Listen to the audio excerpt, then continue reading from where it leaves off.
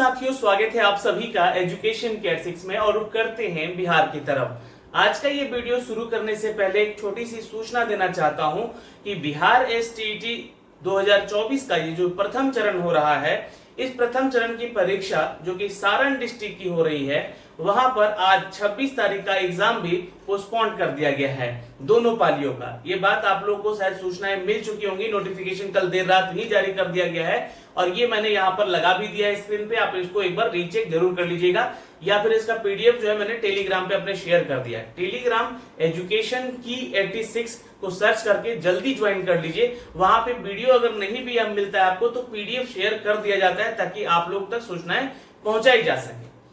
अब आते हैं दोस्तों यहाँ पर कि बहुत सारे छात्र जो है लगातार मैसेज कर रहे हैं कि सर हम अन्य राज्य से हैं, क्या हमारी नौकरी खतरे में है, क्या हमारा नौकरी छीन लिया जाएगा।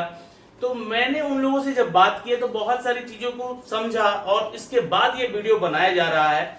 आपकी क्या राय है उसको भी आप लोग कमेंट करके जरूर बताइएगा, क्योंकि आज जो चर्चा होने जा रही है ये चर्चा दोनों मुद्दों पे होगी। एक पॉलिटिकल व्यू भी रखेंगे, यानी कि जो हमारा देश में इलेक्शन चल रहा है उस चीज को भी सामने रखेंगे कि उसके क्या प्रभाव पड़ रहे हैं हमारे इन परीक्षाओं पे।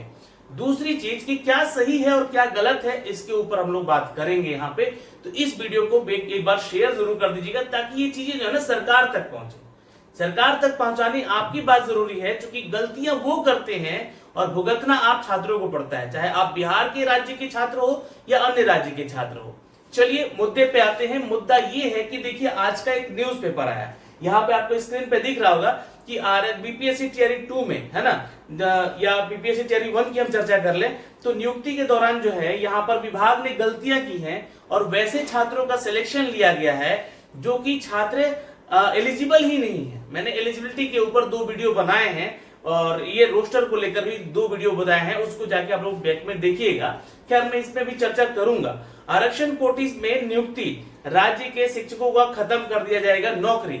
अब ये पढ़कर जो है बहुत सारे छात्र जो है यहाँ पर बहुत सारे छात्र कंफ्यूज हो रहे हैं और लगातार मैसेज कर रहे हैं, लगातार बात कर रहे हैं। इनफैक्ट यहाँ पर एक छात्र ऐसे हैं कि सर मेरा जो एसटीईटी का जो बीपीएससी का जो रिजल्ट आया था उसमें 1-2 नंबर से मेरा कम है, तो क्या मुझे सप्लीमेंट्री रिजल्ट भी यहाँ पर मिलेगा, क्या सप्लीमेंट्री रिजल्ट का फायदा हो सकेगा।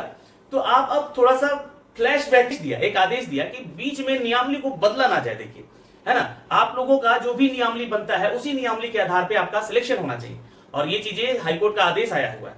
ठीक, अब बीपीएससी तैयारी 2 में कहीं भी आपका जिक्र है नोटिफिकेशन में कि सप्लीमेंट्री रिजल्ट हम देंगे, नहीं है। पूरक रिजल्ट के बारे में यहाँ पे कोई नोटिफिकेशन जारी नहीं किया गया है।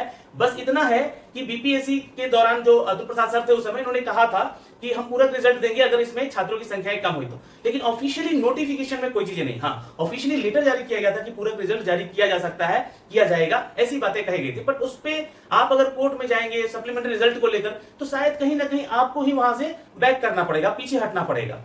खैर सप्लीमेंट्री रिजल्ट की हम बात नहीं करेंगे अभी, यहाँ पर बात करते हैं मुद्दे की। मुद्दा ये है कि जांच शुरू से क्यों नहीं हो रही है।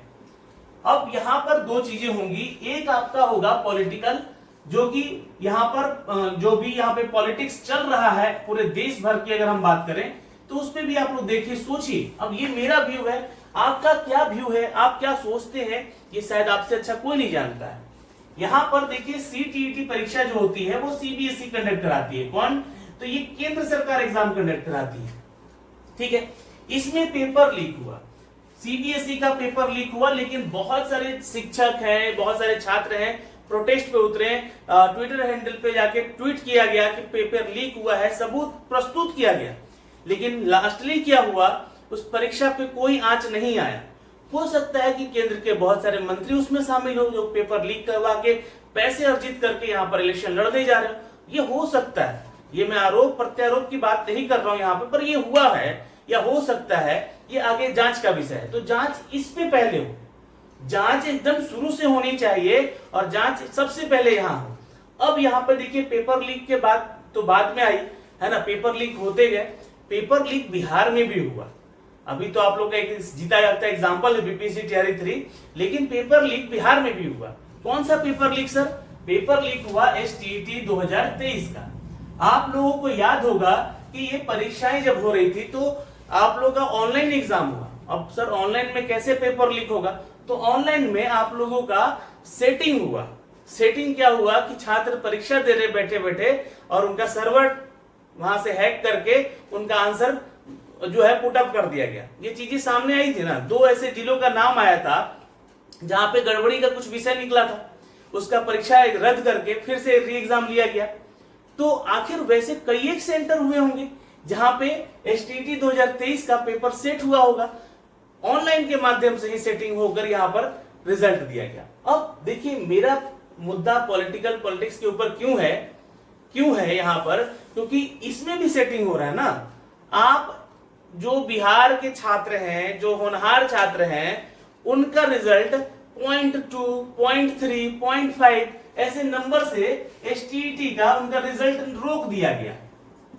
और जो सेटिंग से छात्र हुए हैं, अब ये देखिए मैं यहां पर सीधे तौर पे आरोप तो नहीं लगा सकता क्योंकि कोई प्रूफ नहीं है, लेकिन जो चीजें हुई हैं, जो घटित हुई हैं, ये क्या इंगित करती है? यही न कि कहीं ना कहीं धांधली हुई है, भ्रष्टाचार हुआ है, संलिप्त है यहाँ पर ये भी बहाली। तो इसका जांच कीजिए ना। जांच जब हो रहा है तो बीपीएससी पे सीधे क्यों कूदा जा रहा है? इसका भी एक पॉलिटिकल व्यू है। क्योंकि देखिए बीपीएससी का एग्जाम किसने कंडक्ट करवाया? तो आरजेडी कोटे से यहां पर शिक्षा मंत्री बने और शिक्षा मंत्री ने यहां बहाली की प्रक्रिया निकाली। अब ये मैं नहीं कह रहा हूं कि देखिए नीतीश कुमार और तेजस्वी यादव पे आप लोग बिल्कुल मत जाइएगा, मैं किसी का पक्ष विपक्ष का बात नहीं कर रहा हूं। मैं सिर्फ ये कह रहा हूं कि आरजेडी कोटे के मंत्री थे, शिक्षा मंत्री उस समय, उन्होंने ये बहाली की प्रक्रिया निकाली। तो जांच सीधे इस पे लेकर आ गया है क्योंकि वो अभी विपक्ष में है। बात को समझिएगा, अगर वो पक्ष में होते तो शायद इतना कुछ निकलता भी नहीं। अगर उनका सरकार रहता तो ये सब कुछ प्रक्रिया होते हुए बीपीएससी टियर 3, बीपीएससी टियर 4 आप लोग देते रहते अभी। लेकिन यहां पे ये बात विपक्ष की है और ये एक पॉलिटिकल एजेंडा भी चल रहा है। इस चीज को समझना पड़ेगा आप लोग को। और ये मेरा व्यू है। हो सकता है कि आगे जाकर हो सकता है कि यहाँ पे हुई होगी, धांधली हुई होगी, लेकिन बहाली तो इन्होंने निकाली। ये बहाली निकाली इसलिए यहाँ पे सीधे बीपीएससी पे जांच का विषय रखा जा रहा है। अब यहां पर देखिए गलत तो गलत है ना। अब वो चीजें निकलकर सामने आएंगी ही आएंगी। गलत तो गलत है क्योंकि इसमें भी अगर हुआ है ऐसे लोगों का सिलेक्शन जिनका कि आरक्षण वाइज यहाँ पे सिलेक्शन नहीं लिया गया, तो अब इसमें गलती किसकी? आप छात्रों की है क्या? नहीं, ये छात्रों की गलती नहीं है। इसमें जो सिलेक्शन हुआ है आपका एसटीटी के और इस सीटीटी के माध्यम से, उन छात्रों का भी सिलेक्शन हो पाया है जिनका 60% से मार्क्स बिलो है, जिनका 50% से यहाँ पर एसटीटी में मार्क्स बिलो है। 50% यानी कि 150 का 50% अगर कीजिएगा तो ये 75 नंबर लेकर आना था, जो कि अगर आप यहाँ लाते तब क्वालिफाइड होते। लेकिन आप उठाकर देखिए, आप उठाकर बीएसईबी की गलतियां देखें। और इसके ऊपर सवाल बीएसईबी पर क्यों नहीं उठाया जा रहा है? क्योंकि वो बिहार सरकार की एजेंसी है और वो बिहार सरकार उस पर उंगली नहीं उठा सकता है। वैसे छात्रों का एसटीटी में रिजल्ट देखिए आप उठाकर, जिसका कि अदर स्टेट से छात्र हैं वो, और उनका 75 नंबर से कम रहते हुए भी उनका क्वालिफाइड लिखा गया है उनके मार्कशीट पे। उनके जो उस पे क्यों लिख दिया गया क्वालिफाइड? वैसे बिहार के छात्रों का मेरिट क्यों मारा गया? जो बिहार के छात्र थे वो नंबर ला सकते थे, आखिर उन्हीं की जगह पे वो लोग मेरिट में है ना, जो 74, 72 नंबर लाकर भी क्वालिफाइड हैं। क्यों? क्योंकि उन्होंने अपना आरक्षण वाइज जो है अपना सर्टिफिकेट लगा दिया। उन्होंने कहा दिया जैसे कि मान लीजिए कि मैं बंगाल से हूं और बंगाल का मैंने ओबीसी बोल दिया कि ओबीसी है मेरा बंगाल से। अब वो बंगाल का छात्र यहाँ पर ओबीसी में सिलेक्शन ले लिया, उसका अगर 68 नंबर से कम है तो उसका डिस्क्वालीफाई, और 68 नंबर ज्यादा है तो क्वालिफाई हो गया वो। तो ये क्यों किया गया? ये गलतियां तो यहां एसटीटी में ही हो गई है ना, तो जांच शुरू से होनी चाहिए। ये सीबीएसई वाले यहां पर पेपर लीक हुआ तो जांच यहां पे सीबीआई का क्यों नहीं बिठाया गया? सीबीआई की जांच यही बिठा देते हैं, कौन लोग शामिल थे वो सामने आ जाता। बीएसईबी पर सवाल क्यों नहीं, सीधे बीपीएससी पे क्यों आया गया? मैंने आपको कारण बता दिया यहां पर। ठीक, एसटीटी का मामला है। अब उन सभी छात्रों का मार्कशीट कैंसिल किया जाए जो अन्य राज्यों से है।